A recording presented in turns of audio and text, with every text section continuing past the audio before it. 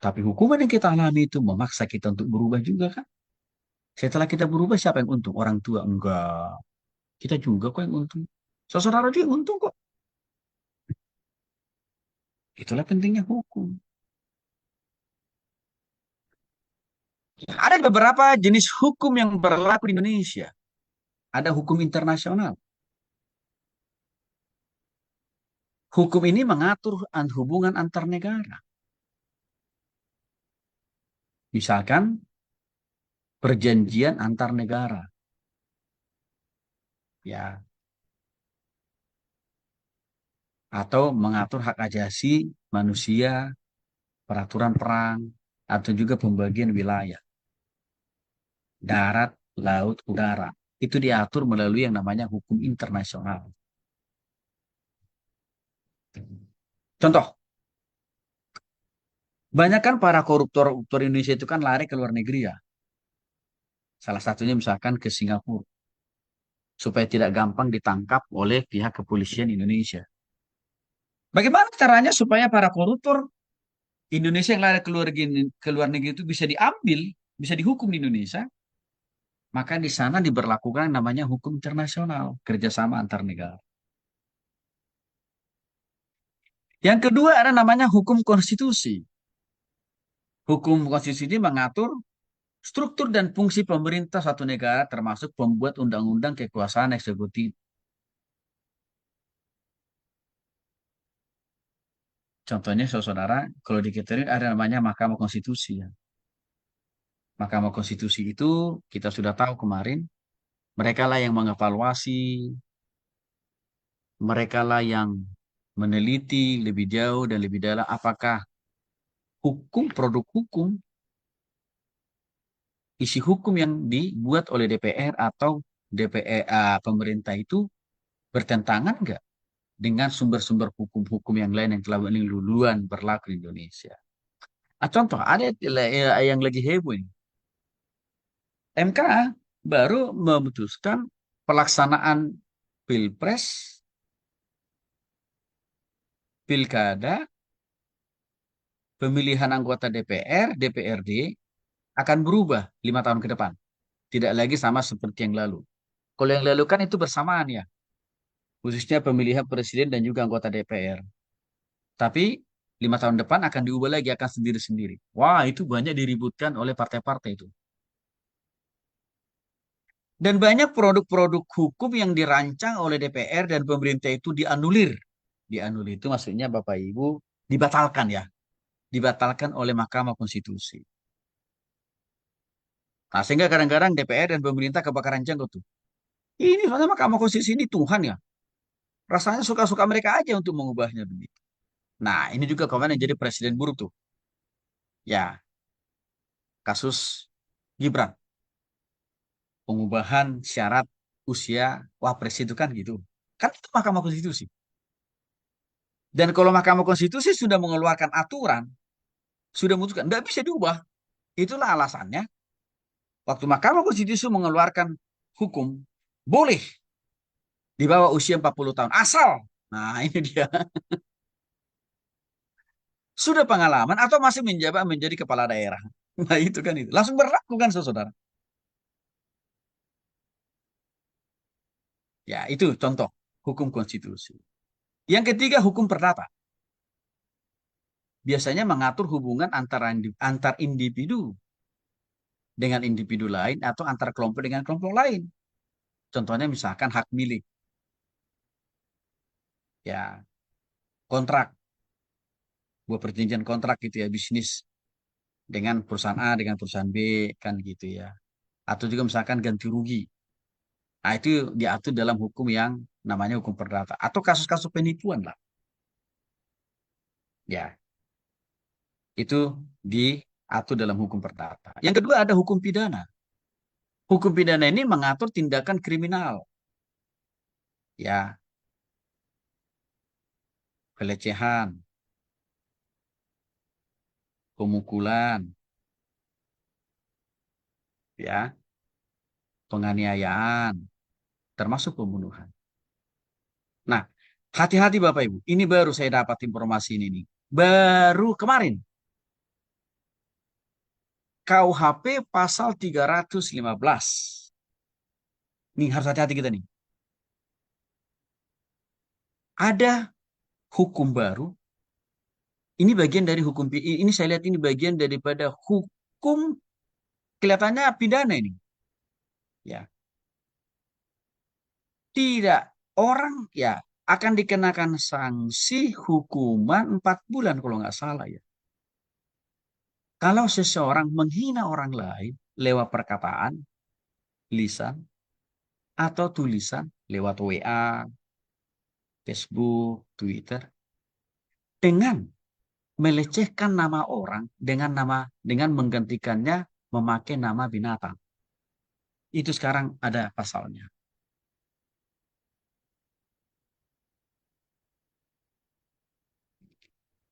Hati-hati kita Bapak Ibu.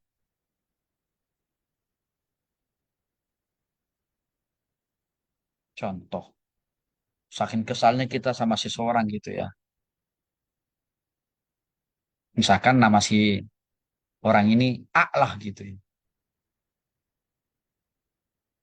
Lalu kita ganti namanya menjadi babi gitu ya. Ah, itu kita bisa kena itu. Pasal 315 KUHP. Jadi hati-hati kita Bapak Ibu sekarang. Jangan suka gonta-ganti nama orangnya. Karena nggak, kita juga nggak suka kan nama kita diganti ya. Jadi nama-nama oh, penghuni kebun binatang. Nggak suka juga kita diganti nama kita dengan nama-nama yang di kebun binatang kan Bapak Ibu. Maka kita juga jangan suka mengganti nama-nama orang dengan nama-nama yang ada di kebun binatang. Hati-hati kita itu baru keluar pasalnya. Dan saya kira pemerintah selalu ya telminya selama ini adalah sosialisasi-sosialisasi sangat rendah. Sehingga kadang-kadang orang sudah melanggar dulu baru dikasih tahu. Jadi kesannya hukum itu dipakai untuk menjebak. Ya, ada hukum administrasi. Biasanya mengatur hubungan antara pemerintah dan masyarakat secara administratif. Contoh apa? Ya, aturan pelayanan publik atau pemberian izin usaha, pemberian izin mendirikan gereja, yayasan, sekolah, kampus. Itu namanya hukum administratif. Ya. Nah, yang berikutnya ada hukum bisnis. Biasanya mengatur hubungan antara perusahaan dan individu dalam lingkungan bisnis. Misalkan kontrak ya. Ya, kontrak dan hukuman persaingan. Nah, ini saya kritisi juga. Kan kita seringkali melihat ada kelompok-kelompok intoleran. Kalau lagi memanas hubungan antara Israel dengan Hamas, kan gitu ya. Nah, di Indonesia biasanya tidaknya lebih kencang tuh. Langsung mereka buat demo, lalu mereka akan mengkriminalisasi ya logo nama produk tertentu. Lalu mereka hubung-hubungkanlah itu dengan ya Israel. Dan sudah ada korbannya. Korbannya apa? KFC. KFC itu sudah banyak yang tutup di seluruh Indonesia. Itu tidak lepas dari kerjaannya kaum intoleran. Yang menurut saya pemerintah membiarkan. Bahkan saya mau katakan pemerintah tidak bertanggung jawab. Mengapa? KFC itu sudah mendapat legalitas hukum loh dari negara untuk mendirikan perusahaan mereka di Republik ini. Dua, KFC itu sudah mendapatkan legal produk bahwa produk mereka itu tidak haram tapi halal. Tapi coba saudara bayangkan, ada orang menuduh ya ini perusahaan Zionis dan pemerintah membiarkan itu. Itu aneh itu.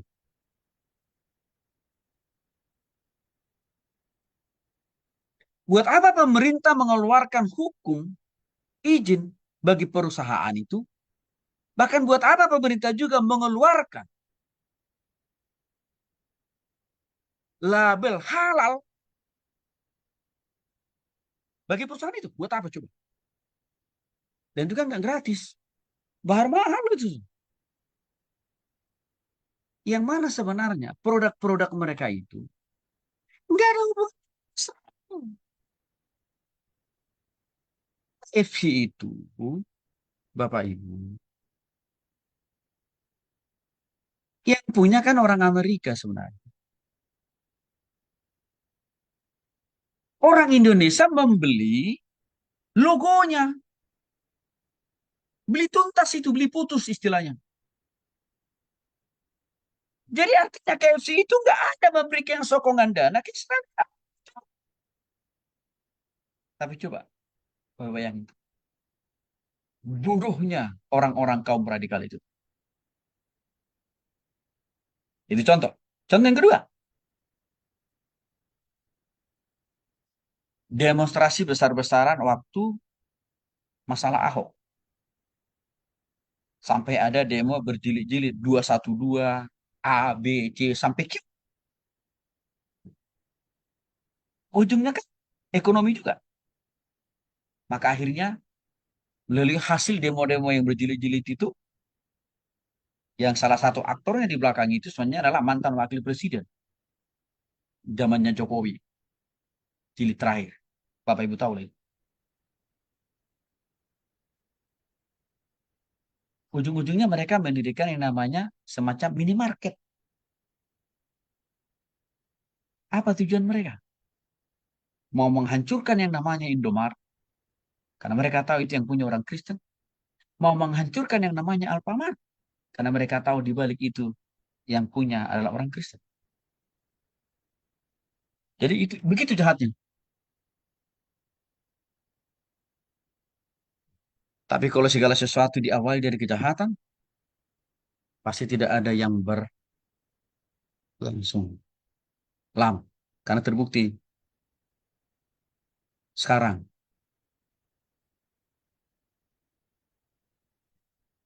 toserba mereka itu sudah mati. Artinya kembali orang-orang Muslim belanjanya di mana? Indomaret, Alfamart juga. KFC yang mereka amputasi juga sudah ada KFC buatan Arab-Araban sekarang. Ada. Dan itu pasti tidak akan berumur panjang. Mengapa? Suatu bisnis yang diawali dengan cara yang licik tidak akan pernah dibiarkan Tuhan bertahan. Nah, sekali lagi, saudara, ya agak sangat menjengkelkan kita melihat negara ini sebenarnya. Bukan hanya persoalan gereja yang tidak mendapatkan perlindungan. Orang Kristen berbisnis pun dipersulit. Bahkan apa? Dijolimi juga.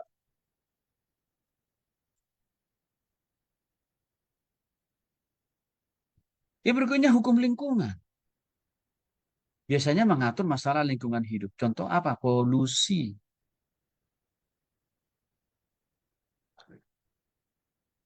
Beberapa tahun yang lalu, ya kebetulan tahun ini agak telat ya musim kemaraunya ya. Kalau tahun yang lalu kan sebenarnya bulan ini udah masuk musim kemarau hebat nih. Biasanya akan ada banyak hutan-hutan di Sumatera, Kalimantan yang mengalami kebakaran. Biasanya orang Singapura, Malaysia akan protes mereka. Bahkan mereka bisa menuntut Indonesia untuk bayar ganti rugi. Hukum yang diberlakukan di situ adalah hukum lingkungan. Pengelolaan limbah juga memakai yang namanya hukum lingkungan. Ada namanya hukum keluarga, saudara. Mengatur masalah-masalah keluarga. Contohnya pernikahan.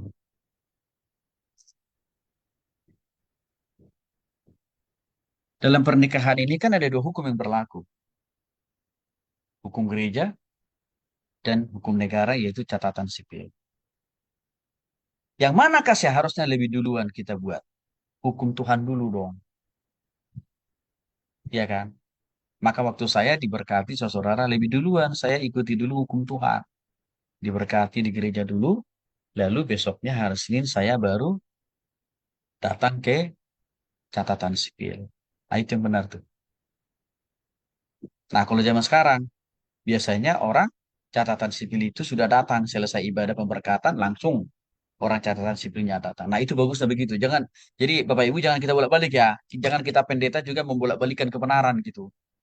Jangan dibiarkan hukum negara lebih duluan, baru hukum Tuhan jangan. Karena tadi sumber hukum yang pertama itu kan Tuhan. Dan juga ya isi daripada setiap hukum itu kan Tuhan yang pertama buat kok. Jadi harus hukum Tuhan yang di depan. Ya, jadi orang-orang jemaat kita yang mau menikah harus bisa juga kita arahkan. Ya, karena yang mengikat roh jiwa dan tubuh mereka sebagai satu kesatuan yang utuh dalam Kristus adalah Tuhan, kah? Maka perlu mereka harus menaati lebih dulu hukum Tuhan. Lalu setelah itu hukum negara. Lalu yang berikutnya perceraian. Ini agak kontradiktif dengan hukum Tuhan. Negara kita ini memberikan jaminan boleh bercerai. Kan gitu ya. Tetapi Alkitab katakan tidak boleh. Nggak boleh. Bahkan menikah yang karena bercerai pun nggak boleh juga. Nah, dalam perspektif ini, di mana posisi kita sebagai orang Kristen? Kalau kita punya jemaat, misalkan seperti saya katakan tadi, rumah tangganya berkonflik. Saya berharap posisi kita harus konsisten dengan firman Tuhan. Jangan melegarkan perceraian. Jangan merestui perceraian. Atas dasar apapun juga. Apakah misalkan kekerasan dalam rumah tangga, selingkuh, macam-macam, dan lain sebagainya. Itu alasan. Kenapa nggak dari dulu? Sebelum menikah. Nggak teliti.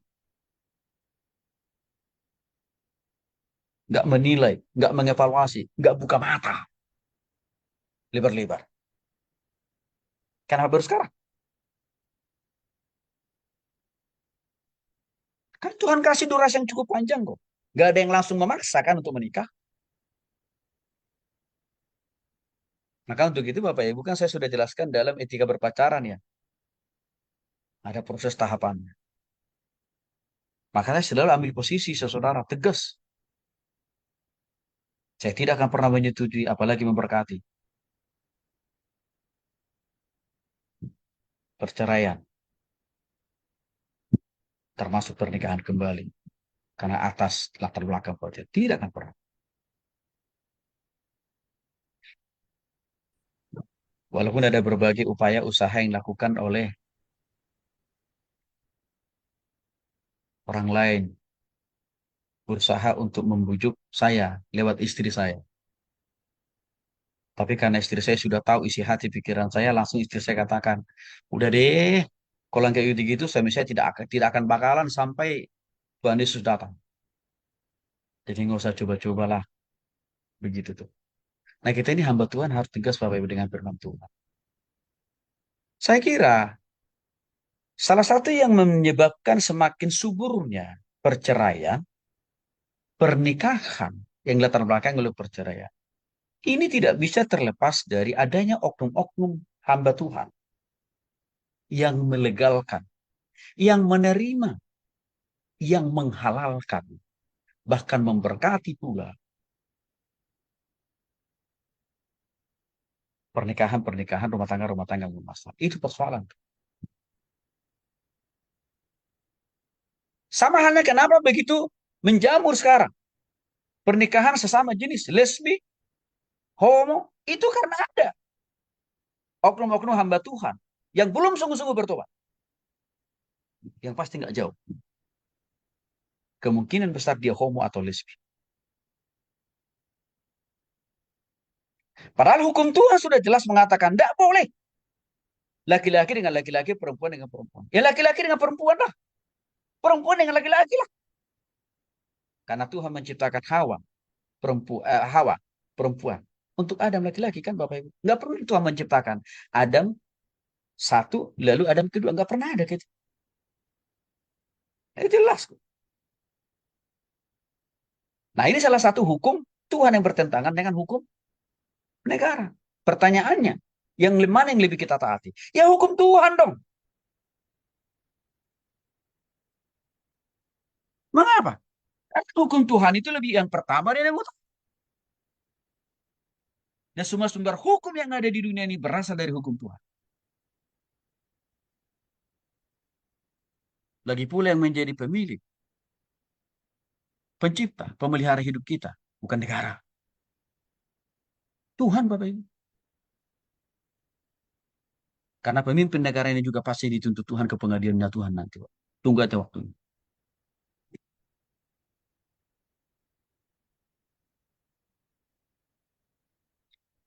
Hak asuh dan pewarisan itu juga sudah diatur di dalam yang namanya hukum. Yang berikutnya hukum ketenaga kerjaan. Mengatur hubungan antara pengusaha dan karyawan. Contoh perjanjian kerja. Ya, biasanya karyawan baru itu ada masa training dulu. Ada yang 3 bulan atau ada yang 6 bulan. Baru setelah itu diangkat menjadi karyawan tetap. Standarisasi gaji itu sudah diatur dalam hukum ketenaga kerjaan. Bahkan termasuk perlindungan kesejahteraan karyawan. Ya.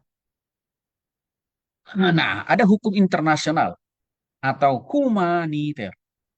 Biasanya mengatur perlindungan korban konflik bersenjata. Ya. Dan juga termasuk penggunaan senjata. Contoh yang paling aktual, pemberlakuan hukum internasional ini adalah konflik Israel dengan Hamas. Itu yang berlaku itu hukum internasional. Hukum internasional sudah katakan, ya Presiden Israel, Perdana Menteri Israel itu penjahat perang gitu. Tapi mereka nggak punya kuasa juga menangkapnya kan gitu. Karena kenapa? Ya Israel menganggap hukum di negara mereka lebih tinggi daripada hukum internasional. Kan kira-kira kan begitu. Yang kedua, Perdana Menteri Israel tahu yang mengatur dia adalah hukum di negaranya. Dan dia lebih tunduk terhadap hukum negara. Jadi pemberlakuan daripada hukum internasional ini juga dilematis juga kadang-kadang.